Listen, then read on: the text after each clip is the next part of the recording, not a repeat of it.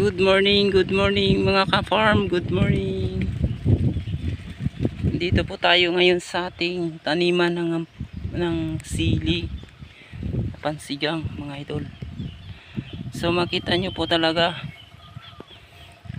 magandang panahon. Kasi umuulan kagabi. Ayun mga idol, ang taniman namin sili, pansigang. So bago pa lang po ito. Mga ilang weeks pa lang po mga idol ang aming siling pansigang. Ayun, yun makita nyo talaga medyo gumaganda na po kasi nag-apply na po kami ng fertilizer ng isang beses, saka may tisok na po itong fertilizer. Ayun, so makita nyo talaga mga idol. So pupunta po tayo sa ating sitaw farm. Galing po tayo sa ating tanim na siling pansigang. So pupunta tayo sa ating updated po tayo or update tayo sa ating mga pananim na sitaw. So dati mga idol ay hindi pa niyo nakita po ang may magandang bunga or may maraming bunga. So ngayon makita nyo talaga.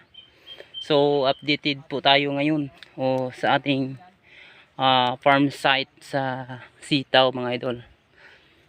So tingnan nyo po mga idol,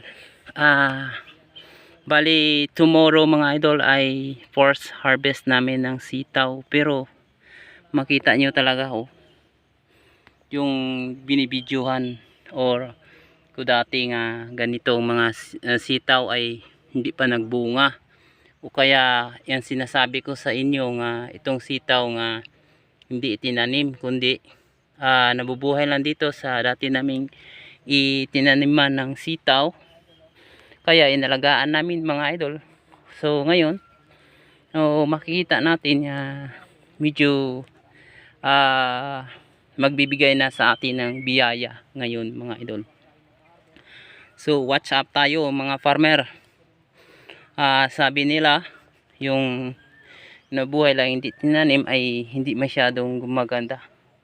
So walang imposible mga kaparmer kapag ang tanim ay alagaan nating mabuti, ay tayo bibigyan talaga ng magandang produkto or magandang ani. Yan mga idol, makita nyo talaga ang haba-haba ng mga bunga.